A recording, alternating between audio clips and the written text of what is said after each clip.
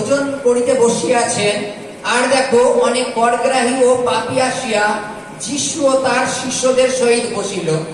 তা দেখিয়া ফরাসিরা তার শিষ্যদিগকে কহিল, তোমাদের গুরু কি করগ্রাহী ও পাপীদের সহিত ভোজন করেন? তাহা শুনিয়া তিনি কহিলেন, সুস্থ লোকের চিকিৎসকের প্রয়োজন নাই, কিন্তু বড় পীড়িতদের প্রয়োজন আছে। কিন্তু তোমরা গিয়া শিক্ষা করো এই বচনের মর্ম কি। হালেলুয়া। তোমরা গিয়া শিক্ষা করো এই বচনের মর্ম কি, আমি দয়াই চাই, বলিদান নাই, কেননা আমি ধার্মিক দিগকে নয়, কিন্তু পাপী দিগকে ডাকিতে আসিয়াছি। Hallelujah, hallelujah. যীশু খ্রিস্ট বলছেন যে এই বচনের মর্ম কি, এটা তোমরা নিজেরা ক্যালকুলেশন করো, নিজেরা ভাবো। হালেলুয়া। কোন বচনের মর্ম?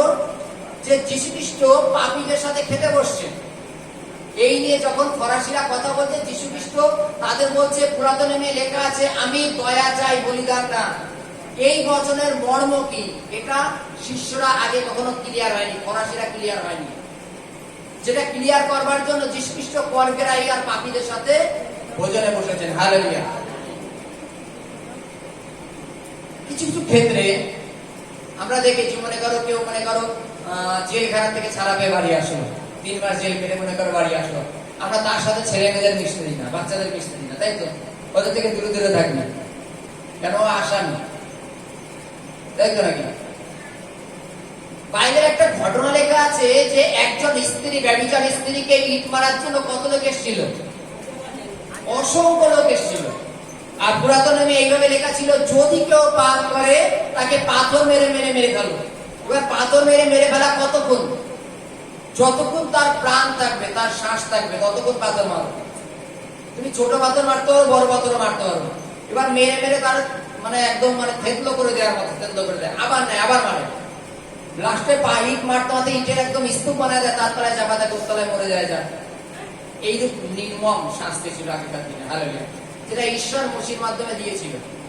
কিন্তু যখন বিভিন্ন জায়গা থেকে লোক একজন ব্যভিচারী স্ত্রীকে ধরে নিয়ে আসছে, পাথর মারা হবে, যীশু খ্রিস্ট বলছেন যে আজ পর্যন্ত পাপ করনি সে আগে পাথর মারো। হালেলুয়া। যে আজ পর্যন্ত পাপ করেনি সে আগে প্রথম পাথর মারো। বাইবেলে লেখা আছে যীশু খ্রিস্ট যখন মুখ তুললেন, দেখলেন চারিদিকে আর কেউ নেই, সকলে চলে গেছে। কেননা সকলে তাদের মনে মনে ভেবে দেখেছে তাই তো আমরাও তো পাপী।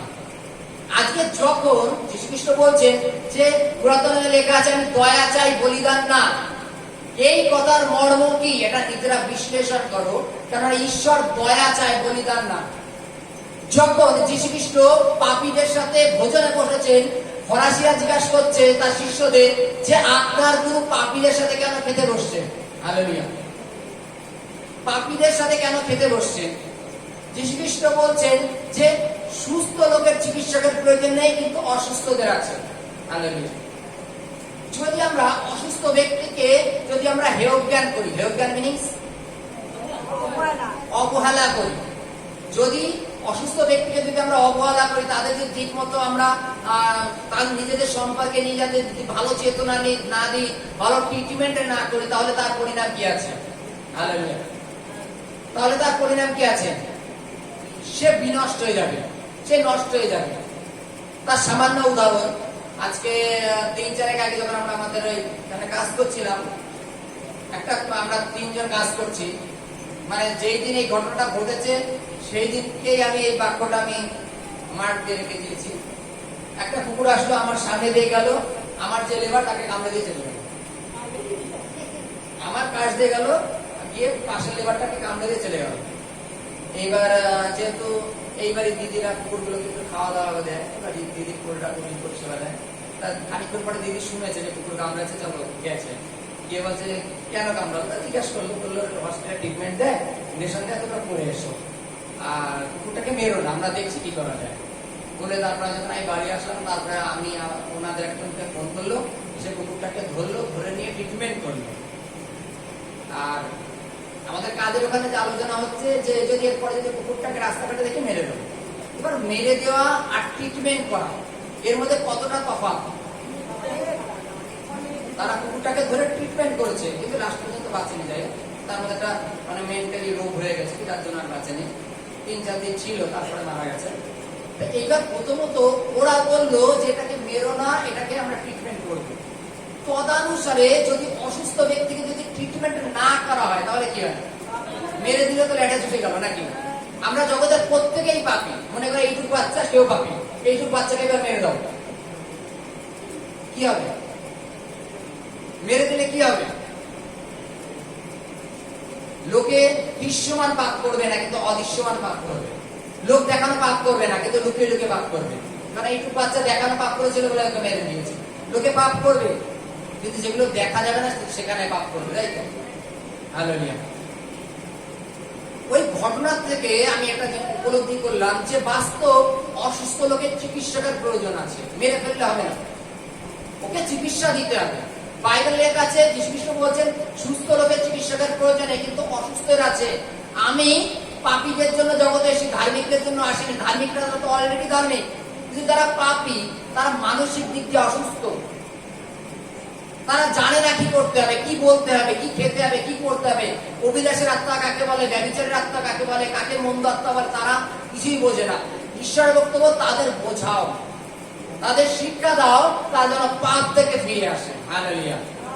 তারা যেন পাপ থেকে ফিরে আসে। এবারে সেই অসুস্থ ব্যক্তিকে যদি আমরা ট্রিটমেন্ট করি তাহলে সে সুস্থতা লাভ করবে এবং অনন্ত জীবনে পৌঁছাবে। আর যদি সেই অসুস্থ ব্যক্তিকে যদি আমরা ট্রিটমেন্ট না করি তাহলে তাহলে কি হবে? সে বিনষ্ট হবে। যে ব্যভিচারী স্ত্রী যিশুর কাছে এসেছিল, যিশু খ্রিস্ট যখন দেখলেন সকলে চলে গেছে, সেখানে একমাত্র পাপ এই পাথর মারার অধিকার একমাত্র যিশু খ্রিস্টেরই ছিল, কারণ তিনি কখনো পাপ করেননি। তিনি কি বললো? যদি কেউ আজ পর্যন্ত পাপ না করে থাকো সেও আগে ওকে পাথর মারো। কিন্তু ওখানে একমাত্র যিশু খ্রিস্ট ছিল যে কিনা পাপ করেননি, তার পাথর মারার অধিকার ছিল, কিন্তু তিনি পাথর মারলেন না। তিনি সেই মহিলাকে শিক্ষা দিলেন যে আজকের পরে আর পাপ করো না। Hallelujah, hallelujah.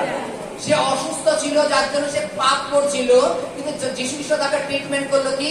আজকের পরে আর পাপ করো না। হালেলুয়া। আজকের পরে আর পাপ করো না, তাহলে তোমাকে আর পাথর মারার প্রয়োজন হবে না। Hallelujah, hallelujah, hallelujah.